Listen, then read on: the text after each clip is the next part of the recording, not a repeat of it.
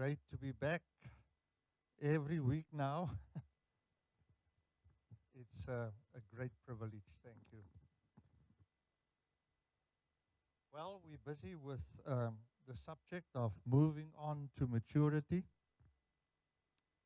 And I trust that even on Wednesday, when you had your time together in the family tables, that you could talk through many of those aspects that we have dealt with. This morning, I want to conclude that. And so, with part two this morning, we're going to finish the steps and then some interesting stuff after that. I want to very briefly just summarize what we've done last week for those who were not here, and just to refresh your memory of what we spoke about. And the first that we spoke about, slide number 2, is that our spiritual journey starts with a birth. This was very basic and very simple, but it is factual and it doesn't go past anybody. Everybody has to start with a birth, also spiritually.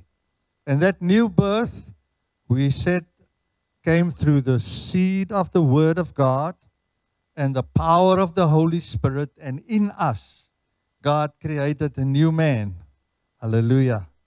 A work in the lives of everyone who put their faith and belief in Jesus Christ as Lord. Then we move to the next stage, which is the infant stage.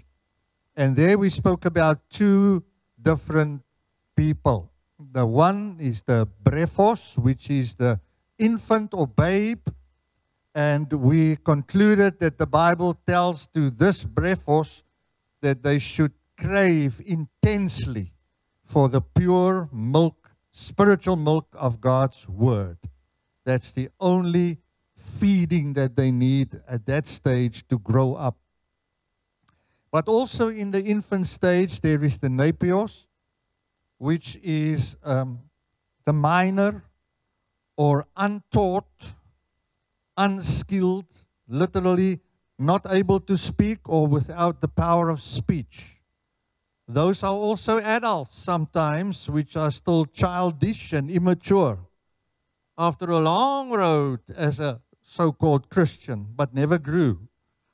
And all that God says to the napios is, move on from your childish things towards the solid food diet of God's Word. Amen. Then the next stage we dealt with was the young child stage, which had 3 aspects.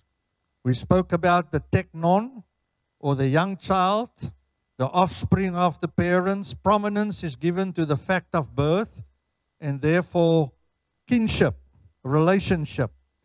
And we learned that the teknon child becomes aware of the Holy Spirit's witness that they are children of God.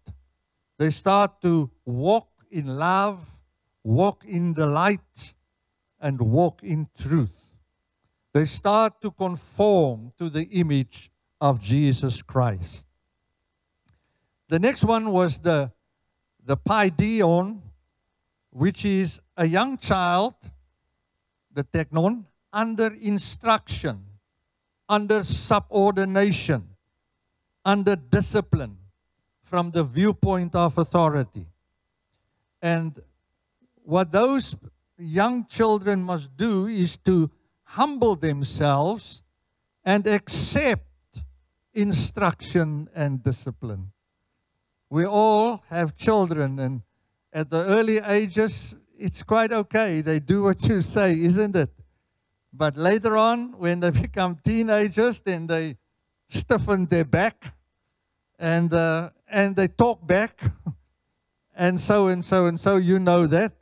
So at this stage, there's a definite humbling of the self, accept instruction, accept discipline, because that is for understanding. Also interesting, we have done that the teknion is a term of affection by a teacher to his disciples. And we learned that the instructor prays earnestly that Christ would be formed in them. They learn that their sins are forgiven. They learn that they have an advocate with the Father, and they learn that they can overcome sin. That okay so far? And then we concluded with the fifth one, or the fourth stage, the adoption stage, where the child becomes a responsible son or daughter, which refers to the position of the child within the family. And it is very important that the moment when we get into that stage of adoption, remember we were born as children, but we were placed in Christ and in the family as by adoption. And the moment when we get there, He places us in the position of sons and of daughters. We welcome the discipline of the Father in that stage and make the necessary adjustments for whatever the Holy Spirit calls us to do within the house of God, within the family of God. It's actually a purpose-finding stage. Where do I fit into the family, and where is God taking me with regard to my purpose? Now, two more this morning, and then some other things. Slide number 6, which is the next stage after being a son and a daughter. We have the neaniskos, which is the young adult stage. A young man, a young attendant, or a servant. And that's me in 1968. I became a servant of the state. Shame. For a full year nogal. And some camps after that. But yeah, that was that time. So the neaniskos. I was very excited when I read the scriptures of where this word appears, of what the Bible says about them, the young men. Do you want to learn? Here we go. Acts 2 verse 17. You can put that on. In the last days, God says, I will pour out my spirit upon all people. Your sons and daughters will prophesy. Your young men, neaniskos, will see visions. And your old men will dream dreams. What the Bible tells me here is that the young men start to see visions. To see visions, your spiritual eyes have to be opened. Is that right? You start to see into the spiritual. Spiritual eyes are open. You receive perception and insight by the Holy Spirit. And He can bring a word of knowledge, a word of wisdom and prophecy and all the other gifts of the Spirit He can bring to you as a young man. There's the example of this beautiful disciple by the name of Ananias, where the Bible says that he sees a vision of the blind Saul coming to his house. And he's receiving all the details, instructions by the Spirit, how to deal with this Saul of Tarsus. And then we have the other one, example of Peter, who is praying on the roof. And the next moment he sees a vision of a sheet with unclean animals. And God says to him, eat. And he says, no, Lord, I can't. The Lord says, what I've cleansed, you can eat. And this was a calling that he received to go to the house of Cornelius and God saved many, even in that part of the world. But the second thing that I see about the young adult or the young men, saying to the young men who are in Christ, we find in 1 John 2, verse 13 and 14. John writes, he says, I'm writing to you, fathers, because you know him who is from the beginning. I'm writing to you, young men, because you have overcome the evil one. That's fantastic. I've written to you, children, because you know the Father. Verse 14. I have written to you, fathers, because you know him who is from the beginning. I have written to you, young men, here's Niskos again, because you are strong, and the word of God abides in you, and you have overcome the evil one. I see here that they are not only open to visions, to seeing into the Spirit, to become alive to what the Spirit wants in their lives, the young men in Christ, but they also are overcomers. Hallelujah. They are overcomers. They are warriors against the evil one at that stage. They are strong, the Bible tells us. That means they are whole, they are forceful, they are boisterous, they are powerful, they are mighty, they are valiant. Young people, go for it in Jesus' name. Then the Bible tells me that the Word of God abides in them. That's the most important. The Word of God abides in them. And then, because of that, the Bible tells us that they have overcome the devil, the wicked one. Praise God. Robertson says, this is a permanent victory after conflict. I want that for every young Christian, every young man, every young woman in Christ. Wust says, they fought their fight to a finish and were enjoying the fruits of victory of a life lived in the power of the Holy Spirit. Praise die Here. Daar's 'n vrug wanneer ons in die krag van die Heilige Gees begin lewe. Ons begin die vyand oorkom. Ons begin hom weerstaan omdat die woord van God in ons woon en in ons bly, en daarom word ons sterk in die Here. Kan iemand amen sê? So, my question was, Lord, is the Bible saying anything to this young man at this stage? Is God requiring some more of them? I mean, they are already spiritual eyes opened, they are victorious, they are overcomers. Is there something more? And the Lord says, yes, there's something more to grow further in Christ. And that is total surrender.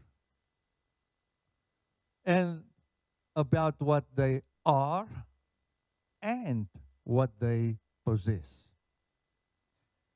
You know the story of a rich young man, the Nianiskos, came to Jesus. Matthew 19, verse 20. Lord, what must I do to inherit eternal life? The Lord says, you know the commandments, do this, do this, do this, do this. And now in verse 20 it says, the young man said to him, all these things I've kept from my youth. What do I still lack? Jesus said to him, if you want to be,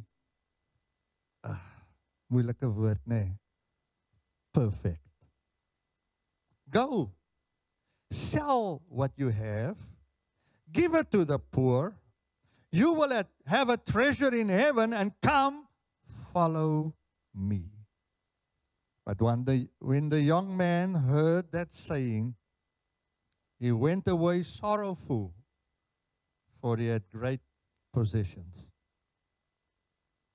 If you want to be perfect, which leads us to the final stage, and that is the stage with this word, teleos. Teleos. This word means complete. It means of full age. It means a mature man conformed to the image of Jesus in the earth. Anybody desires to be that? That's the desire of everyone who grows in Christ, isn't it? Perfect, complete, full age, a mature man, mature woman, conformed to the image of Jesus in the earth. Now, I think a few years back I spoke about to be perfect. I'm not going to do that again, but I'm just going to read to you 7 verses, and I trust that you will listen carefully to them and speak to God as He speaks to you through His Word and say, Lord, where am I and how can I attain? Is that all right? I believe that the Word of God is powerful. And when we read and study and accept the Word, something happens. And I trust God would work in our hearts with these few verses. I'm not going to explain, say anything about them. I'm just going to read them. Here we go. The first one is a shocker. Matthew 5, verse 48. You therefore be perfect as your heavenly Father is perfect. That means be complete as your heavenly Father is complete. It means be of full age, be fully grown as your heavenly Father is mature. You also be like that. The second verse, 1 Corinthians 2 verse 6. The Passion Translation says, however, there is a wisdom that we continually speak of when we are among the spiritually mature, and that's the word teleos. It's wisdom that didn't originate in this present age, nor did it come from the rulers of this age who are in the process of being dethroned. Hallelujah. Instead, we continually speak of this wonderful wisdom that comes from God, hidden before, now in a mystery. It is His secret plan, destined before the ages to bring us to glory. Hallelujah. Whew. The children of God has to display the glory of God in the earth. That's our purpose and assignment. I think we know Ephesians 4 verse 13 fairly well. It says that we should grow up and so on, and then it says until we all attain to the unity of the faith. Unity there is a oneness. And of the knowledge, which means a full discernment of the Son of God. We attain, we grow to what? To a teleos, a mature manhood. How does it look? To the measure of the stature of the fullness of Christ. Be perfect because God is perfect. We're growing into that full man in Jesus Christ. Then Paul writes to the Philippians in chapter 3:14. Paul says, I press on to reach the end of the race and receive the heavenly prize for which God, through Christ Jesus, is calling us. Let all who are spiritually mature, that's the telos, agree on these things. If you disagree on some point, I believe God will make it plain to you. Is God nie goed nie? Hy sê nie net vir ons doen dit en doen dit en doen dit nie, but He actually gives us grace to do it. He actually empowers us to do it. He actually helps us and prepares us to do that which He requires of us. Thank you, Jesus. And the last verse, James 1 verse 4. Allow perseverance to finish its work, so that you may be mature and complete, not lacking anything. Hallelujah. Father, we just bring these scriptures that we've heard. We bring it before you in our own lives. And when we measure up our lives of where we are in this growth cycle of spiritual life, there may be some shortcomings, there may be some areas, Lord, where we have not attained. But this day I ask that your wonderful, sweet Holy Spirit will keep on teaching us, pointing us out the things in our lives, Lord, that you want us to move over and above and around to attain what you want in our lives. I pray, Father, in the name of Jesus, for spiritually mature men and women to rise up in this time and age, in this difficult and terrible times in the world. You are looking for those, Lord, the sons of God in operation as fully trained, fully matured sons and daughters of God. I ask that in Jesus' name. Amen. Now you can't go home quite too early. What I want to do is, I had an exercise 13 years ago on a men's camp with some of the men about wholeness and perfection and where are we in this whole process. Some of them may even remember this and are here this morning, and I would like to know whether you've grown in that 13 years. But how that may be, we're going to look at 8 different aspects of the acrostic maturity, M-A-T-U-R-I-T-Y. We're going to look at 8 of those. We want to test the profile of a complete person. Are we complete? With that, I suggest mature. How mature are we? Are we really what we say we are? But more specifically, this may lead a little bit to emotional maturity. And a maturing person must be able to evaluate themselves, isn't it? We must look at our growth. Where are we? We can't just drift on in life and hope that everything is working. It's not working like that. So, in the final analysis, every person is responsible and accountable for their own behavior. So, look at 8 things with me every time. And if you are ready for that, I would like your cooperation. It's between you and God. It is not for your neighbor. It is not for me. It's not anything else. But I want you to keep score of where you are. We're going to do a little bit of an exercise on everyone.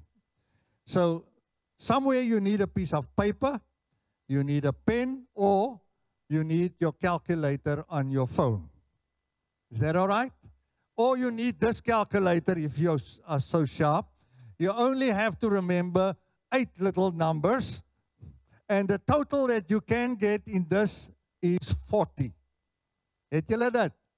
Gaan julle saam met my werk? We can do this also in church. Why not? This is a training session for maturity. So, let's start. The first one is the M of maturity. And that I say morale versus pessimism and discouragement. Can you see the thing? I think some of the stuff that I'm sharing with you comes from Dr. Wolf Kent. I can't remember, it's too many years back. But may that be, this is where we're going. Morale. Morale signifies confidence, optimism, and strength of spirit. We display happy emotions and focus on positive aspects. Okay? That's morale. Versus pessimism, discouragement, and being in a black hole. Proverbs 15 verse 13. A glad heart makes a happy face. A broken heart crushes the spirit. Psalm 16, 8 and 9. I know the Lord is always with me. What a positive declaration. I will not be shaken, for he is right beside me. No wonder my heart is glad and I rejoice. My body rests in safety.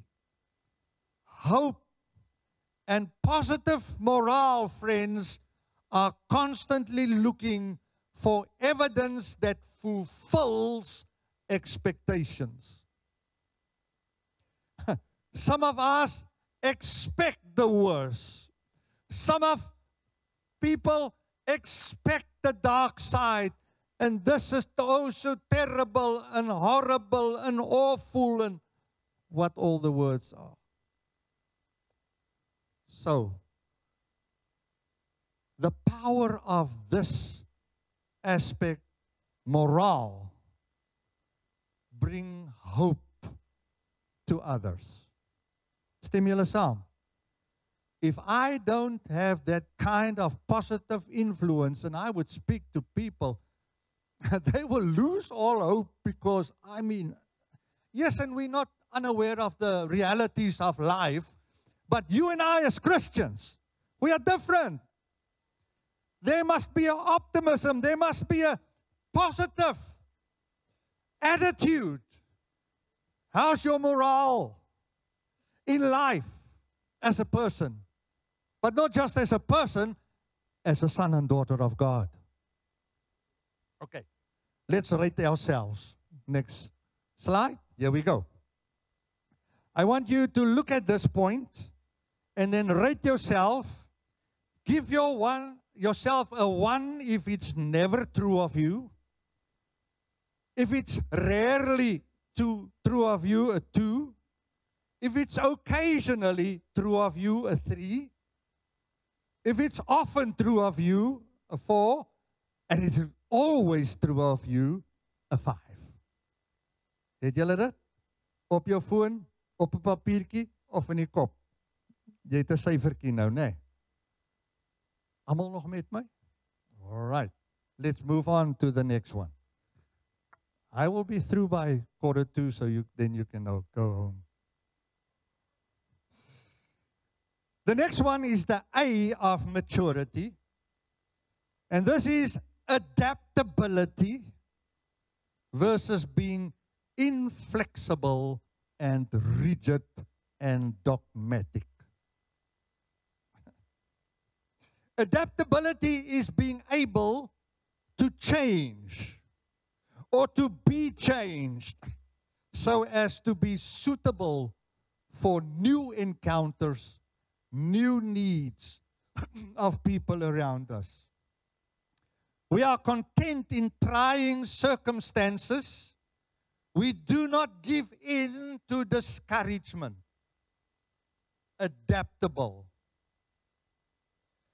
Philippians 4:11 to 13. Paul says, not that I was ever in need, for I have learned how to be content with whatever I have. I know how to live on almost nothing, or with everything. I have learned the secret of living in every situation, whether it is with a full stomach or an empty stomach, with plenty or little, for I can do everything through Christ who gives me strength. Adaptability. Adaptability in our lives, and by the way, we're preparing for the feast. And you and I, when this feast comes and God sends us people to be born again and disciple, we will have to have the first one. We must be beacons of hope to them. If we are discouraged, disillusioned, down and out, we cannot bring hope to them. We have to bring hope to them. But with this one, you and I should be approachable and available to them during the feast, because we are adaptable. Rate yourself. Thank you. Again, occasionally, never, rarely, occasionally, often, always. Moet my net nie nou pla nie. Ja, ek het 'n bietjie probleme daarmee nog. Because it also depends on your personality, but forget that. God wants us to be approachable. Okay, het julle dit? Julle het nou 2 syfertjies. Third one, the first T of maturity, transparency, versus defensiveness and guardedness. Julle moet niks van my weet nie. Transparency, friends, is openness. Openness. We do not justify ourselves, making excuses. We do not project blame on others. Soos Adam en Eva. Die vrou wat U my gegee het. En die vrou, die slang het my mislei. Wat, en hoe sê hulle, die arme slang het nie voete gehad om op te staan nie. You know that one. So, transparency. I think that also includes to be vulnerable. Is that right? Proverbs 28:13. People who conceal their sins will not prosper. But if they confess and turn from them, they will receive mercy. And then James 5:16. If you have sinned, you should tell each other what you have done. Now.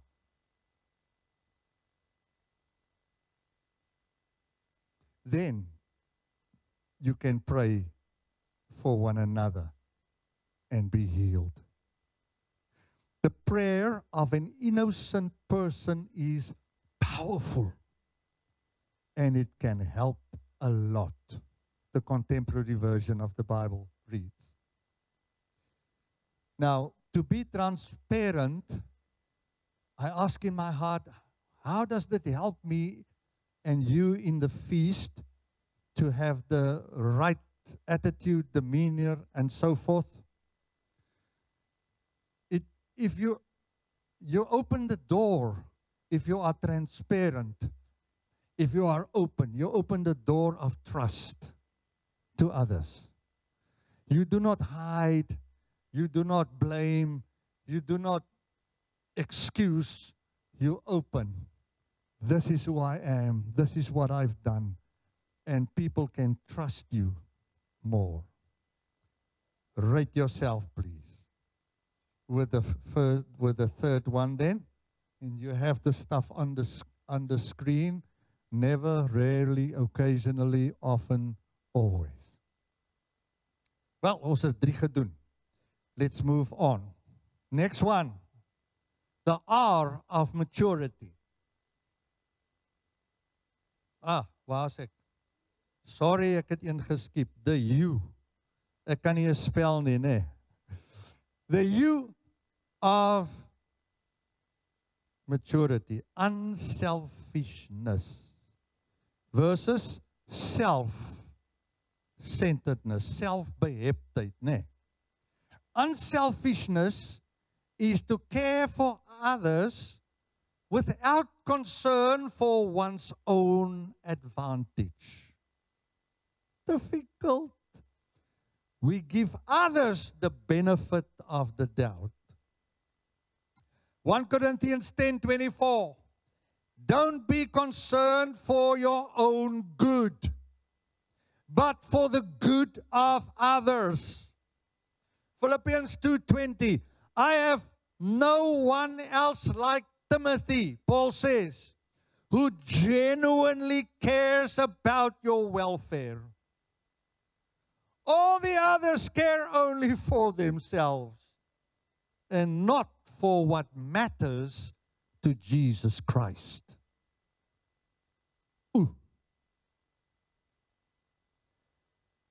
In our unselfishness and our help and concern for others, we display care.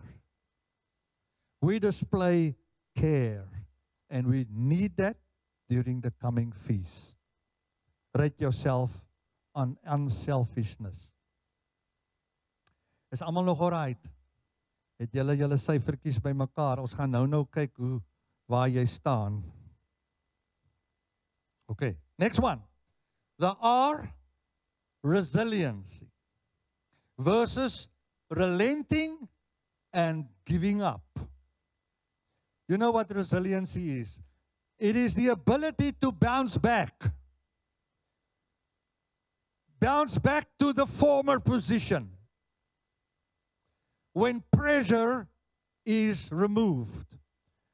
If you put pressure on this, it goes down. But when the pressure is removed, it bounces back. That's how we should be spiritually. That's how we should be resilient. We recover quickly. We don't ponder on the thing for weeks and months and forget it, forgive, go on.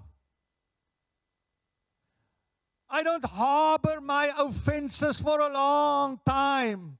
I'm resilient. I forgive.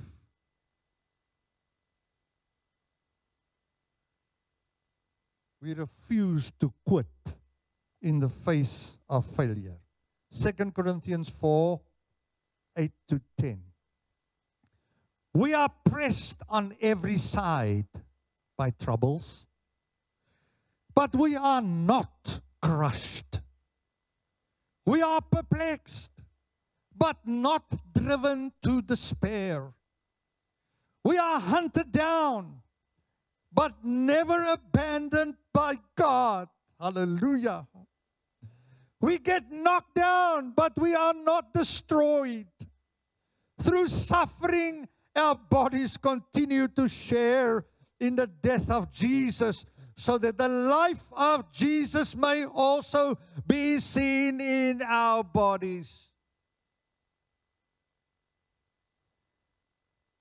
2 Corinthians 4:16, if you can go there. That is why we never give up. Though our bodies are dying, our spirits are being renewed every day.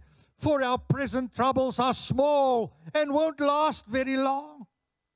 Yet they produce for us a glory of vastly outweighs them and will last forever. So we don't look at the troubles we can see now. Rather, we fix our gaze on things that cannot be seen. For the things we see now will soon be gone, but the things we cannot see will last forever.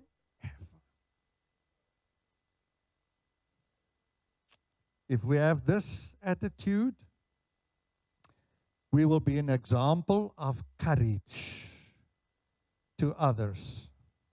Rate yourself, please. Thank you, multimedia team. You are sharp and on the ball. Love you. Oh, I see the pastor is there. Dankie, Shaal. All right, nog net so 3, né? The next one is the I of maturity, which stands for integration versus isolation and being exclusive. Integration is to join something else to form a whole. And actually, that is what church is about. To become or be part of something. We accept in that integration stage, we accept differences.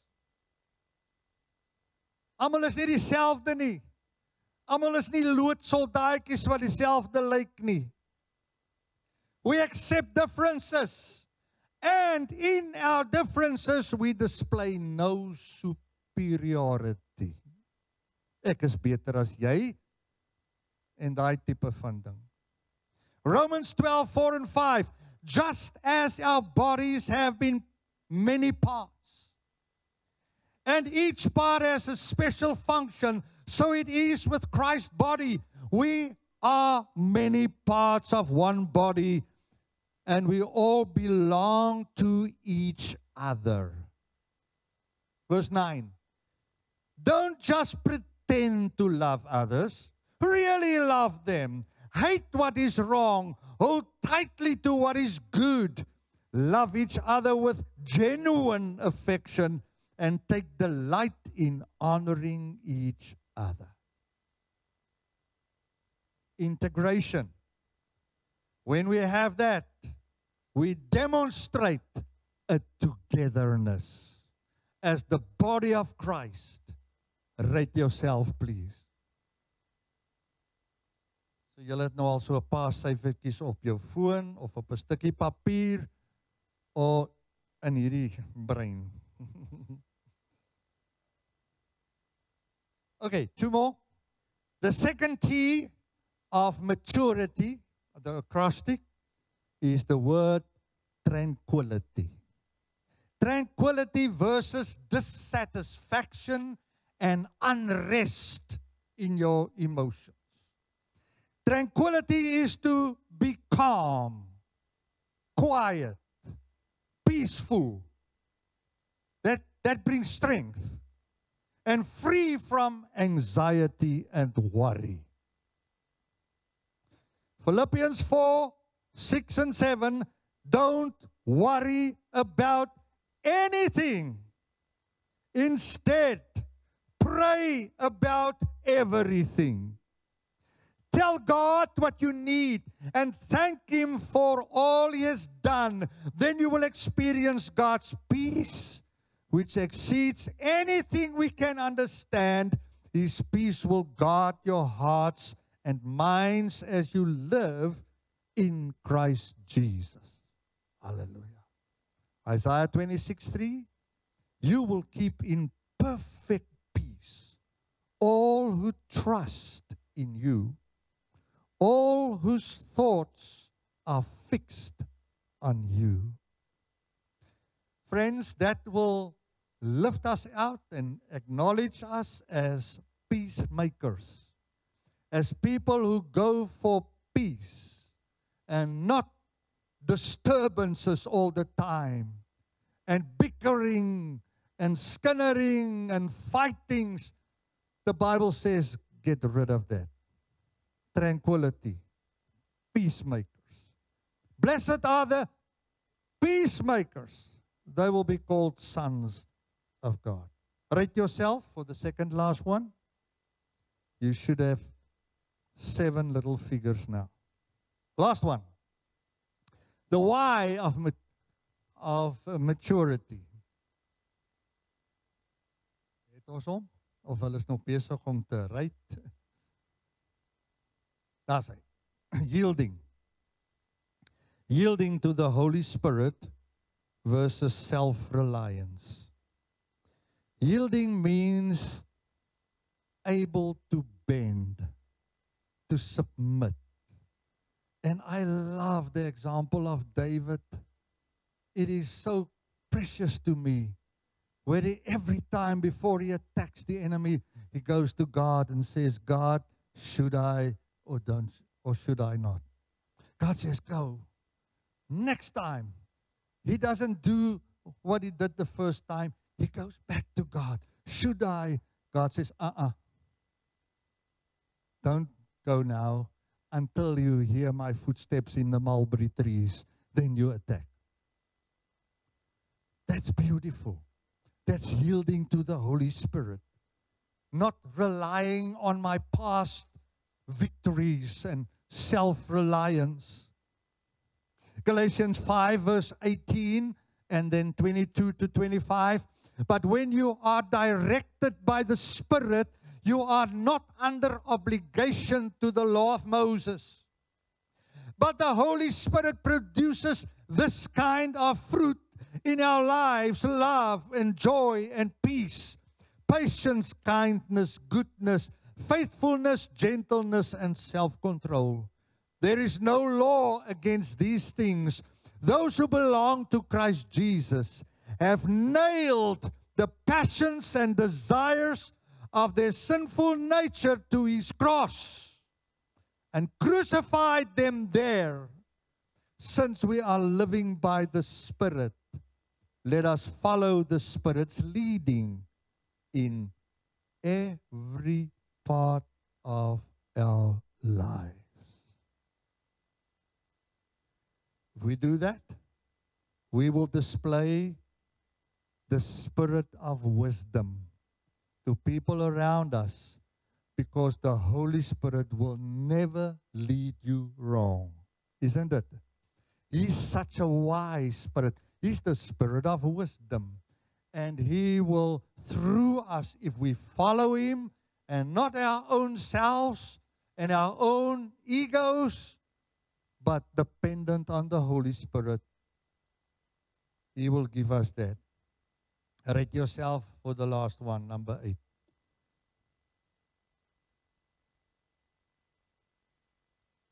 Okay, I'm not going to ask you to raise your hands. Get your total quickly. Out of 40. Het julle dit? Waar is al die geleerdes? Okay. You have got something to work with? Okay. Now, if your score is 0 to 8, you are in the danger zone. You are spiritually dysfunctional. You are spiritually infantile. Kan ons maar so 'n bietjie kosvol. If you have a number between 8 and 16, you have a serious condition. And I think you're still disruptive and maladaptive. Jy pas nie lekker aan nie. Between 16 and 24, there's need for improvement. You are functional. That's acceptable. But who wants to stay with acceptable? Come on. If you are between 24 to 32, that's the normal range for people who are growing. They are stable, they are mature, and they are dependable. If you are between 32 and 40, you're in the danger zone. Because you are unrealistic and actually you are deceived.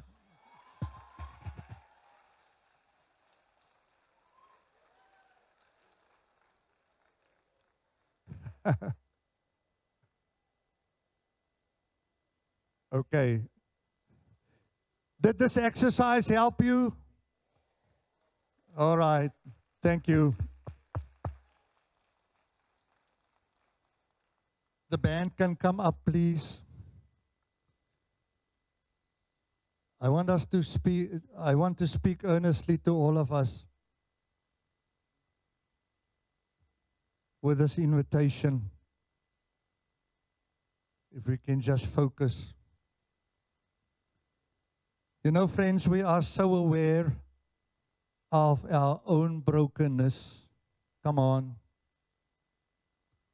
And our lack of wholeness. We know how much we hurt ourselves and each other many times. We are aware of our inability to cope with life sometimes.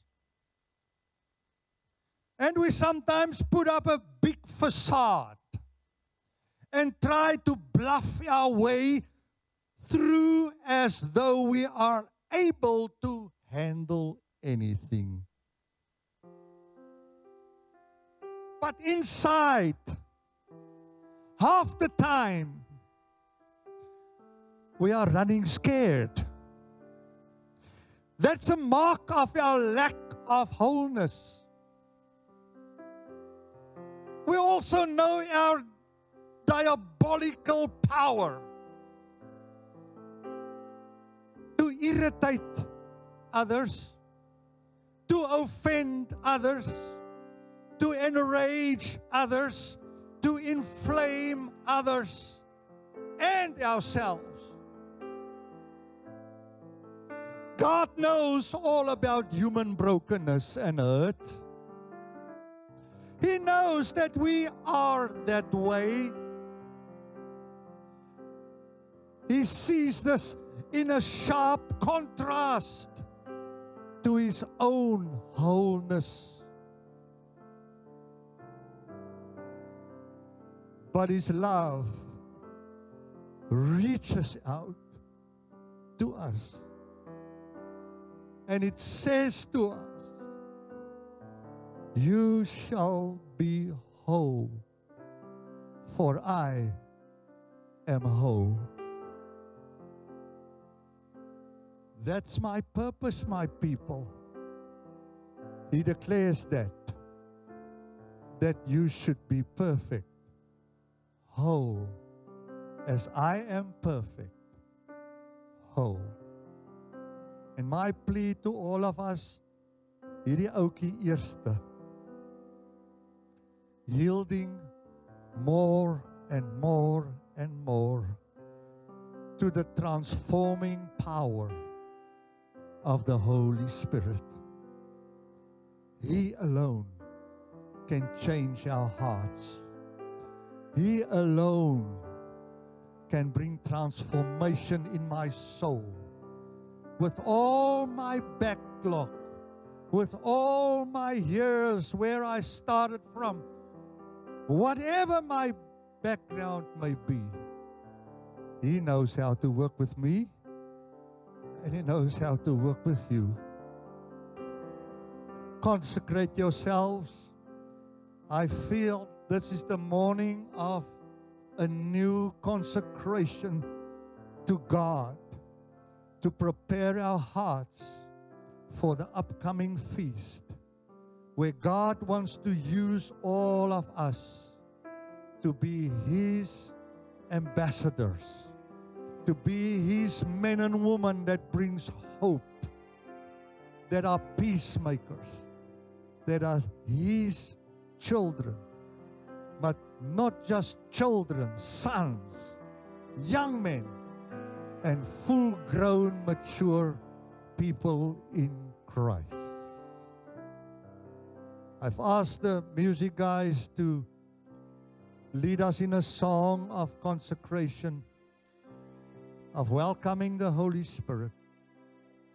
And I want us all to just stand as we close this service with a declaration and with a promise on God. God, this is what I need from you this time. May the Lord touch you. May the Holy Spirit embrace you. May the Holy Spirit transform you. When He came upon Saul, he started to prophesy and he was changed in a new man. I believe the Holy Spirit can do it this morning. He can take away those rough edges in our lives and smooth us if we want to bow, if we want to come under His discipline and under His instruction. Holy Spirit, we want to follow you. Thank you. Change my oh God. Make it your prayer. Make it ever true. Make it